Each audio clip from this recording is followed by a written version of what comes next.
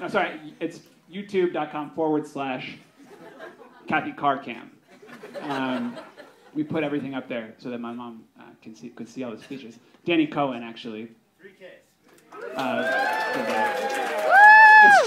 It's true. They're all there. They're all up there. So we heard a lot of good Tony stories, and so I'm only going to do like a speed through the Tony stories, and then I'll let that be. But the thing about Tony, and I would say what was the central theme of all those stories, is Tony has this magnetism that leads to a kind of swirl of people around him all the time, of devoted friends that just kind of grows and grows. His network effects build out from his friends from growing up, from high school, from college.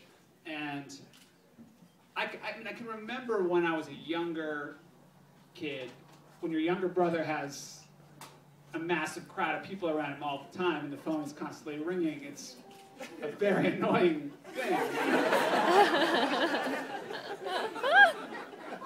But there was a point where, and I think as I tried to figure out when was that point when it was like, I wasn't just furious at the hordes of people who were always in our house and calling and whatnot.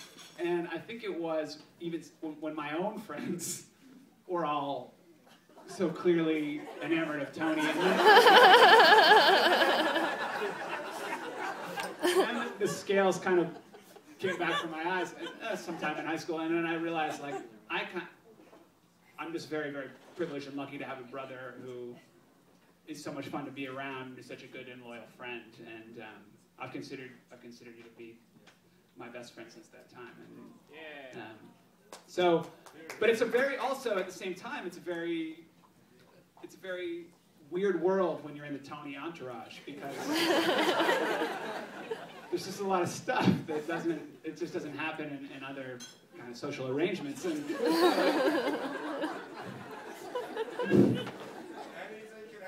anything can happen, exactly. So, like, and I don't know if this will resonate or not, but Tony got his first pair of jeans like 2 or 3 years ago. And there's so many conversations I've had about that. Like, Pam and Lauren, I think, actually bought the jeans. And Tony got some jeans. And it looks good. But why is that so remarkable? It is. It's a really important thing. And it was discussed last night, but it bears repeating here. There was a website called TonyCar.com where anything can happen. And it was a meeting place of the whole greater Tony car community. Stories were shared. And if you think, it's kind of preposterous to create a website about yourself. Just solely about yourself. But the thing is,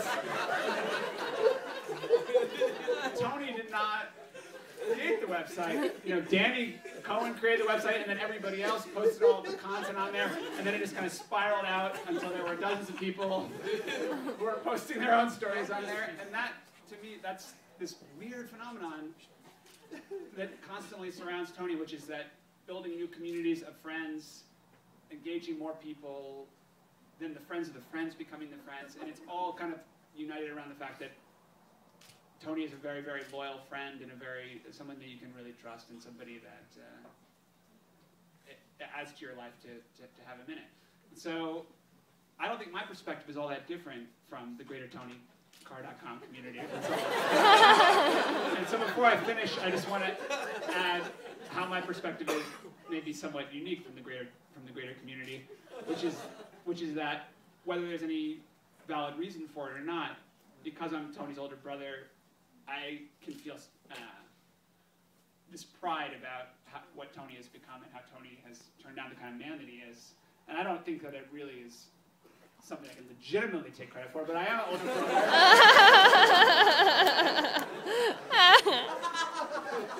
And so I will take credit. And so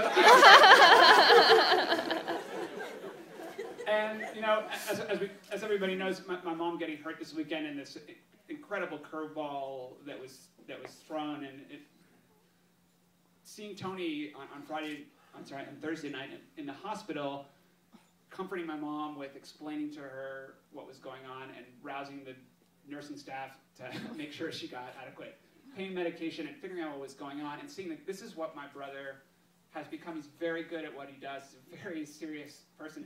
His job is taking care of people and doing something that's really, I think, very hard and what most of us would find to be harder than what we do in our everyday life. And seeing that that's my brother, who we all love. He's a hilarious guy. We have so much fun with him. But he's become someone who does something that's very hard to do and who's very serious about his job and is very good at it.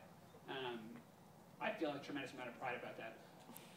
And I'm really happy for what you become, Tony. And the second thing is seeing the two of you, because I just don't think that you could have found somebody better for you than Annie. As much as you love your potatoes.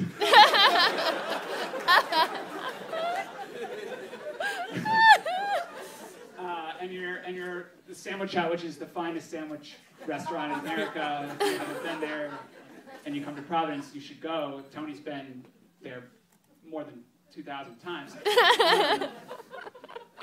It's amazing that you wind up with somebody who has this adventurous, independent spirit, and who is somebody who I think you will continue to find new routines, new things to be passionate about and excited about, because I don't think Annie will let you stick with the stuff that you've...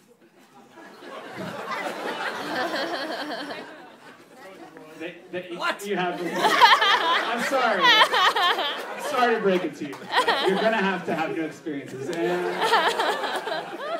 I really feel I'm so impressed with your independence, and you're a critical thinking person. You're an independent person, and you push Tony farther than he ever would be. I'm so happy at the dynamic between the two of you, and really seeing, when my mom got hurt this weekend, we're all vulnerable, and the most important thing is that we take care of each other, and seeing the way that you two take care of each other and are there for each other, I just feel so confident that you're going to do an amazing job taking care of each other going forward, and things will happen. It always does, and I'm just couldn't feel better that you're in each other's hands. So that's all I really wanted to say. Thank you, everybody. Raise your glasses, please, to Tony and Annie, a beautiful couple.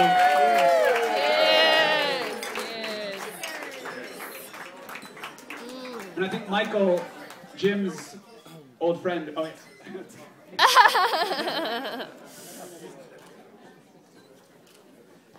yes.